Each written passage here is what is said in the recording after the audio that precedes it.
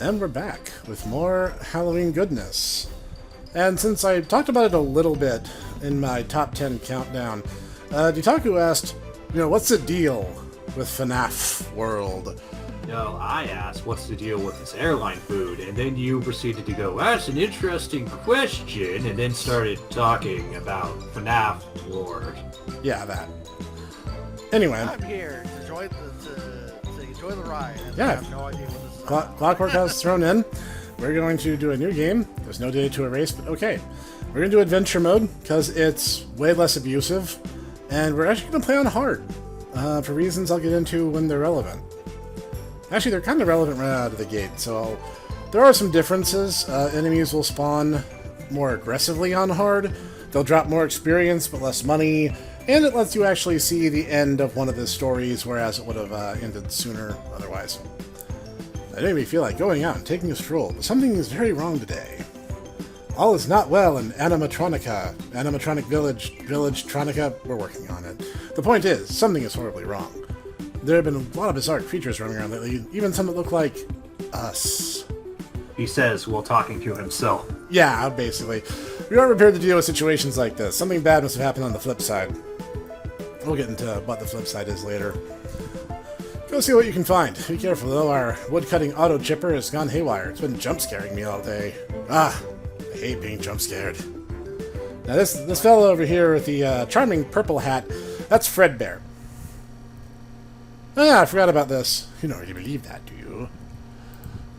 This actually opens up a path to an alternate ending. This has to be complete. You have the breadcrumbs for him to help him find his way. There are 7 or 8 main endings to this game. Some of them are... We just get a character? No, that's a load screen. Get used to that because this game is not super well optimized, and so doing things like rearranging your party causes a small loading segment, which is a fair complaint. I'm not going to say that's not a problem, but honestly, this looks like a million times nicer than the original version, which was a bit more Atari-style. Now, the thing is, everything you see here is happening in real time. This is not a turn-based RPG. I have to make my decisions quick.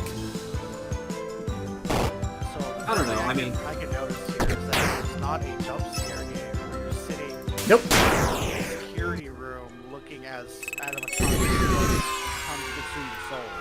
Right. So I have a question. How late into the series is this? Like, for instance, do they have guys from 4 sister locations? What's the cutoff? Okay, that's a little strange, because when the game first came off, the cutout was 4. But there was a Halloween update that same year that added additional characters, not only from 4's Halloween expansion, but also you can unlock the coffee pot from Desolate Hope as a character. Now, I'm terrible. Yeah, that's right. I actually really... Isn't there, like, a secret boss from that game, too? Not... Yeah, you can do Souldozer as part of a minigame, and you also can encounter... who was it?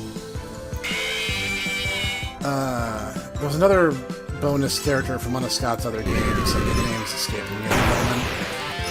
Now, the thing you actually do have to be careful is the start of the game is going to be the hardest part, because we're not super strong just yet. It's got metabox difficulty.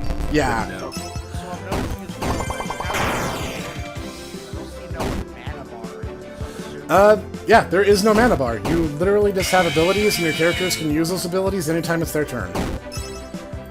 Are we gonna die? I have another team worst case scenario, but I'm probably going to lose my A team at least. Yep. You always have an A team and a B team. And thankfully, the first teams you get are actually kind of well balanced. I just lost my healer, that's not great. So you just took... Wow. Did I mention this game is hard if you're playing on hard? What are the odds? Now, the thing is, as we're about to learn, dying is actually not that big a deal. Because you don't lose anything. Oh, is this like Hylics, where it literally assumes you're gonna die? Not so much that it assumes, so much that Scott doesn't like overly punishing games in that respect. And so you see this green 1 over here? That's a teleport point. And anytime I click on that, we will return here to this starting zone, and we'll unlock more of these as we go. If we die, we just show up here, and we're fine. Now, again, starting on hard is the hardest part, and getting our footing is going to be the tricky part. Once we do that, we're going to be fine. Now, as you noticed, each color to an attack designates what kind of attack it is. Like white is a buff, red is a group attack, and orange is a standard attack.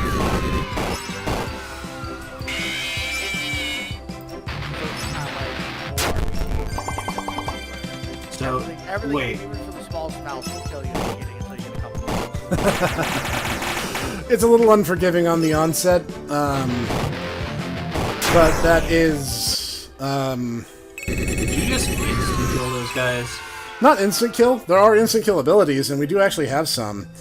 Toy Chica starts off with the ability Fire Hose, which will auto-kill any enemy who has 30% of their max health or less. Things like that. And that's a boss fight up there. We're not going to fight him just yet, but we are kind of in the preparatory phase for it. Chica is our healer. Chica is this pleasant yellow lady right here.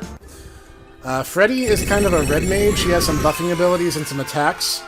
Bonnie, that blue rabbit, he has some good attacks and some healing potential. And Foxy is kind of the enemy like harasser, as he has the move Jump Scare, which will stun enemies for a turn. Chica doesn't have much in the way of attack. Talking about the psycho from the original game who literally charges you, yeah, I wouldn't... Notice me, senpai! Ah! Yes, that. I'm assuming you do that inherent box from experience. Like, if I'm playing this game, I would have not, right? Coming in a little low on my side. Hang on. Oh, sorry. Is it the game, maybe? Because you were having problems with that before. Yeah, let me do a little bit of a volume adjustment once I take care of this guy. I throw the rock at him. Ah, yes, that's much better. Now, going over here is a little dangerous, as it will provoke stronger monsters to attack, but we got our first piece of equipment. A chip. Yep. Chips are, well, chips. I mean, you're literally slotting new hardware into the animatronics is what's happening. This will give us a speed buff to start every fight, but it's temporary and it will burn out. But we will get it every battle that we engage in. And this hip-shaking lady right here is named Lulbit, and she will be selling us an upgrade we want pretty much straight out of the gate. But we need some money first. So, Snek, when are we going to see a Let's Play of Desolate Hope? When I'm actually good at the game. That game's tough. I like it. I like it a lot. It's just, I'm not great at it.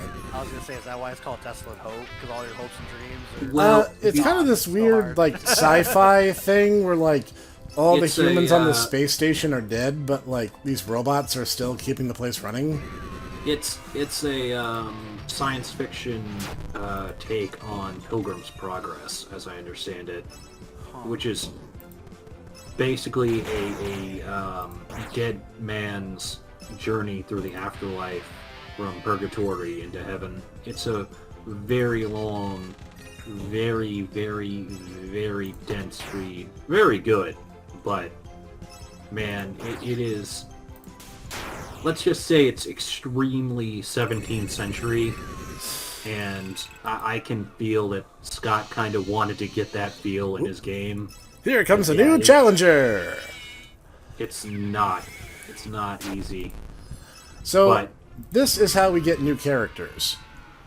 Randomly, at the end of a battle, we have a chance of encountering a different animatronic character who we don't have in the party yet. If we do, such as Phantom Chica over here, everyone's favorite watermelon, we will get to fight them. If we win the fight, they join our party, no questions asked. Oh, that's not good. She has an auto-kill. She has an auto-kill, and it just worked on poor Foxy. Well, you know what they say. You live by the jump scare, you die by the jump scare. Yep. Thing is, abilities work just the same for them as they do for you. So if it's like a 30% or 50% chance, yeah, same idea applies. Oh, no. Yeah, this is actually... I usually encounter Phantom Freddy before I encounter Phantom Chica, who's much easier to deal with, since he doesn't actually have any attacks. So calling this a bad time is... yeah, we're probably gonna die again. I was gonna say, he's literally like almost one-shotting every character with an attack. She, actually. She, sorry. Yep, Chica is a girl, and for some reason, Bonnie is a boy. Like I said, we are on hard mode, and encounters like this happen earlier in the game than they do on normal mode. Oof. Well, I mean... Jeez, I have a family! I have the entire Freddy family, yeah. Okay, so that wasn't great. But that's okay. We just need to level up a little bit more, and like I said, I was kind of taking a known risk, because wandering that far to the east from here does kind of encourage dangerous enemies to attack. So we're going to stay in this area and be a little bit more conservatively until we get our strength up. So to give you some ideas, the basic teams that you get are the FNAF 1 and FNAF 2 animatronics, with some exceptions. Actually, there's a little minigame we can do over here. You've probably seen games like this before, where the whole idea is we want to get that pearl down at the bottom, but these fish are going to get in our way. Now, we'll actually get a small amount of tokens even if we catch a fish rather than the pearl, but the pearl is the real prize.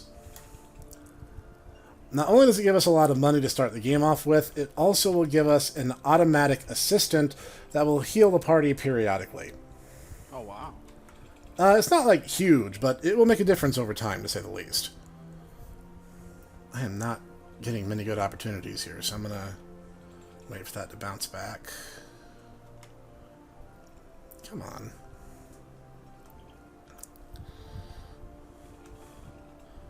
Oh, we are so close to a good shot. No! Ah, well. We got 20 tokens, so that's not terrible. That actually paid for the fee to play the game, and then some. Oh, we're in person. Wow. Okay. Now, we have to wait a little bit for that to respawn, but we'll get the chance to do it again later. Yeah, all the little notes on the character screens are just cheeky little jokes. And if you want to know something else that's particularly amusing was when the fandom made the mistake of asking Scott for a straight answer. Because there's a particular character known as the Mangle. And the Mangle is referred to in-game as a he. But then it shows up in the challenge mode named Ladies' Night. That I can show you. Oops, I'm gonna grab this first. So, this little psychopathic weirdo over here, they foolishly believed that if kids, you know, the kids kept disassembling Mangle, and it just got to the point where the maintenance team didn't want to put it back together again. And so they just left it, and Mangle became a take-apart, put-together attraction. And because kids are indeed pure evil, they did this to it. So the fans, having all this information available to them, asked Scott if Mangle was a boy or girl character. And his answer was yes. It's like a Stolfo. Mangle is whatever you want them to be, Dave. And every time Mangle's load screen shows up, it randomly picks male or female for the sake of that load screen. Why? Because, you know, you asked Scott for a straight answer, and that's what you deserve. I mean, as long, you know, that's the beautiful thing about it. You never have to, if you don't give a straight answer, it's whatever you want it to be, Dave. That's true. Especially if your name is not, in fact, actually Dave. Dave. So we're not going back to that little spot to get the chip, or do you still have the chip? I still have the chip. We actually do not lose anything if we die, apart from patience.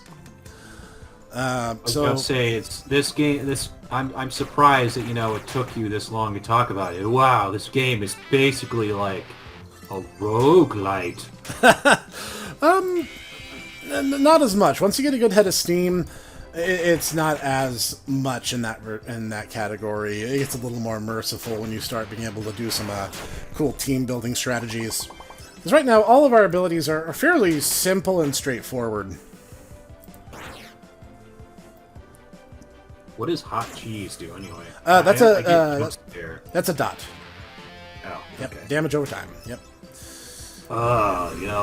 Hey guys, we gotta petition Yoshi P in order to get Summoner to drop hot cheese on people. Summon cheese. Best ability. Baja cheese. That's gonna be the next primal, don't you know? The Be a hot cheese cheese. primal. Yes. I am okay with this. I'm just saying. I am the great mighty Gouda. Nice little chunk of experience. And by the way, our A and B teams get experience. So any of the 8 animatronics that we have selected will level up as you're playing with them. Nice. So even if they don't get to participate in battle, it still counts. And That's good. only need a little bit more money, and I can get a neat little thing that will heal us over time. Like I said, getting started is the slow part, and then we'll begin exploring the different areas of this world and getting a better feel for what all is going on behind the scenes. But is that the great bite of 87? Nope. To this day, we still don't know 100% what happened beyond what's mentioned in passing. Someone was bitten and apparently survived, and survived without their frontal lobe. Uh-oh. Well, yeah, I mean... Phineas Gage proves that you don't necessarily need your frontal lobe in order to survive. The problem being is that it makes you into a sociopath. Yep. Because the judgment and morality is determined through the frontal lobe. Near as far as we can tell, the human brain is a weird and wonderful organ. So weird question, because we've only seen you either win or lose. No one actually dying and you still win. If you win, does your characters come back to life with full HP, or do they have? Yep. Or do you have to? No, you have the right of it. If a character dies or suffers damage after a fight is resolved, everyone is healed to 100%, no questions asked. Man, she sure is just instant killing everyone now. This is... She's mad because I called her a watermelon. Her load screen is literally, don't call me a watermelon. Yay! I'm gonna die! Sorry, Bonnie. You tried. Well, it's okay. We actually have enough fast tokens now to buy the item we want anyway. Also, does some characters only have buffs? Like they have like no real attack? Yes. A lot of them will have just the little purple bar, and I'm like, huh. That is correct. Phantom Freddy is a good example of this. He has nothing but debuffs and has no way of doing direct damage.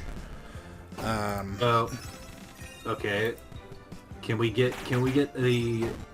Bear in mind, as I probably mentioned before, I am not even a secondary, because I just kind of saw the first couple games and went, yeah, this is not for me, so I've only kind of absorbed things through osmosis with you, Professor. I am happy to elucidate.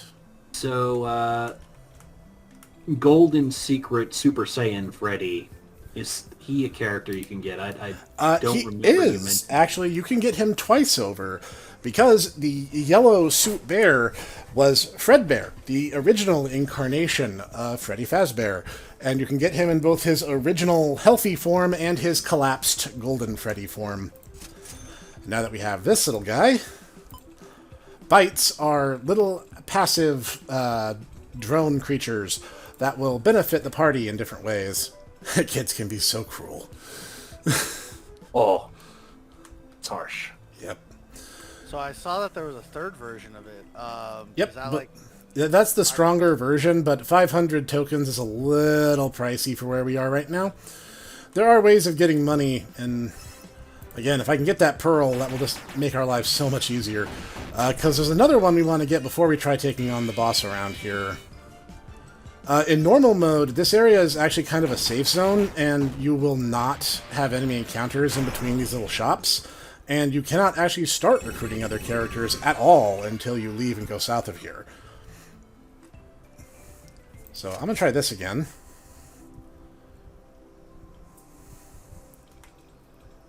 Oh, come on, we are so close. So when So when do we get to the chance, for instance, to do the one I want to be the guy minigame that you showed off? That's part of the Halloween update, and that happens later in the game. Thankfully, this game is actually not terribly long. A little bit of effort, I can show off the better part of it. I'm going to be honest, I'm not great at those minigames, but there's a few, like Freddy in Space, that I can do fairly consistently. And you can get like 3 different characters out of that one game, so some of it's contextual. Also, you said there was a big game before this, but this is like the remake of that game? Not a remake. This is more of an homage to The Desolate Hope and other early RPGs. Scott Cawthon's earliest works were family-friendly mobile games and Christian games, for the most part. And it was actually the mobile game Chipper and Son, which was about a beaver family running a lumber mill business together. And a scathing review of the game said that Chipper and Son looked like scary animatronic animals. And Scott, rather incensed by this, was like, I'll show you scary animatronic animals. Almost there. I suppose, when life gives you lemons, you make the best darn lemonade. I can't say that name. Yep. Whatever that name was. It's supposed to be gibberish, because the character... The fan calls it Shadow Bonnie, but the reason it has a weird name is because no one ever addresses it in canon. They actually had to data mine the game files to see if it had a name, and Scott just named him that string of letters. And so some people call him RXQ for short, and others just call him Shadow Bonnie, which is generally what I refer to him as. Shadow Bunny. Shadow Bunny. Also, these chests containing tokens are a bit more common in hard mode, and the periodic gold chest with 50 tokens in them spawn a bit more regularly. In normal mode, they almost don't show up until you're at the end game. I saw the bit you were trying to get. You're trying to get another bit that's a bee that does extra damage, or it gives you extra damage, or does like an extra attack? It attacks on its own. Okay. Yep. One more fight ought to do it, and we'll pretty much be good to go. And then we're actually going to head south and talk to Fredbear over there. He's just kind of over there bobbing along. Yep, he's just bobbing along, having a good time. Everyone here is just having fun. He's having fun with Big the cat, okay? I mean, I had to say, I think the cat kind of followed pretty well with his crew. He wouldn't even stand out. He just wants to, fish well and chew bubble gum, and he's all out of gum. Froggy. Yeah, and she doesn't show up in this game, but there is a frog animatronic later in the series. She is named Happy Frog, and she shows up in Pizzeria Simulator. Along with that cool hippo. Yep, Mr. Hippo, who has many, many extensive stories to tell. Because, is that where the long rambling thing you ended it on? Yes! That's what happens when Mr. Hippo jump scares you. He stops and he tells you one of 3 or 4, 4-minute long stories. Yeah. Neon Bee. That sounds like a Mega Man X Maverick. It kind of does, right? Now we have a little more firepower, and we have a little more healing. And it's going to be a while before our next major upgrades. Let's go see how our buddy over there is doing. So all Neon these different Bee. variations of the animatronics, I'm assuming they're all from the different games. Right. He was there at the missile base, Neon Bee. Alright. I think I found a clue as what's happening. Look behind me. There's a tree that is distorted and glitched. You don't know as much as I do, but I will tell you, this safe haven, a sanctuary. Whatever's gone wrong, we have to fix it. It'll be an adventure. Good lord, if this is a safe haven, we're getting our butts beat already. No, the glitch is a safe haven. Objects like that tree behind me are broken. I think you can use these fractures to places you couldn't before. Yep. Now, I'm going to go ahead and just stop the weird glitch storyline for now, because honestly, that's a different playthrough unto itself. Now we are in the first layer of the glitch. There are no enemies here. My God. There are no enemies here. So, as Fredbear promised, this place is safe. Nothing can hurt us here. Now, we can exit using that yellow thing, like right there, but that's not where we want to go just yet. We actually want to go a little bit further. By the way, these maps are actually changed. The overworld is the same, but in hard mode, the glitch maps are slightly different.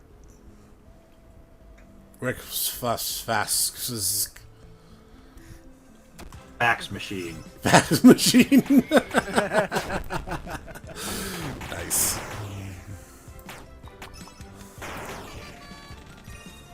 Oh yeah, that damage. Oh dude. Yep. No, like I said, we're coming along. Purchase. We're a bit more powerful, and Neon B is quite strong. Great. Be sure to press that button behind you to want to clear the path for later. Already did, good buddy. Now you want to take the long way again. I think that a lot of these monsters are misguided side effects of whatever's happened on the flip side. Looks like you can knock some sense into them and they'll join you. How wonderfully convenient. You need to find another subtunnel under the game. It's probably hidden inside another glitched object. Ahead of the dusting fields, you'll probably find the next glitched object there. Be careful, things only get more dangerous from here. Surprisingly meta. Hey, maybe just go that way to that tree that tree or object you'll probably find. Well, I mean, he's not wrong. He's not wrong.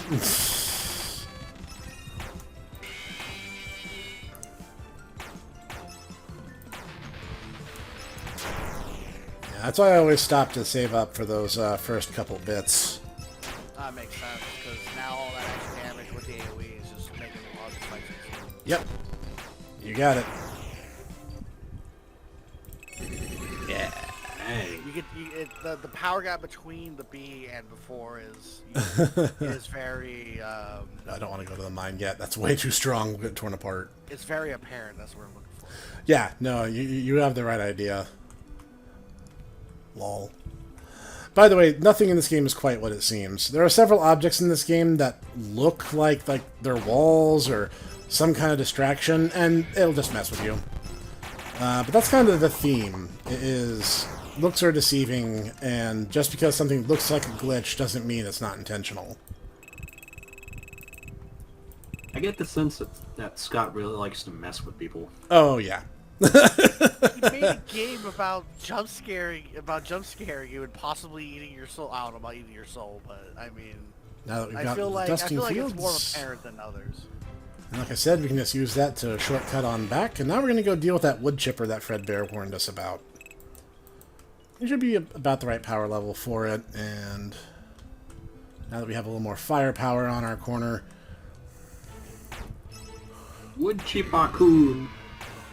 Regen song, get our buffs in place.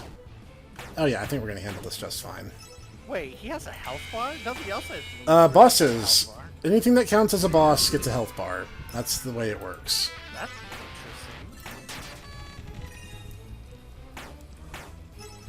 So during a boss fight, you generally know where you stand. I was gonna say, I understand it would be more like you find, you find like an ability that gets you see the health bar or something. That's kind of weird that you would just give them the bosses. I mean, just how we roll here. Alright, first boss clear. What about the other one that was near that tree? Is that just You see, I was hoping that Chipakun would, join you. I wish. That would be hilarious. And we got a new chip, which we're going to equip right away.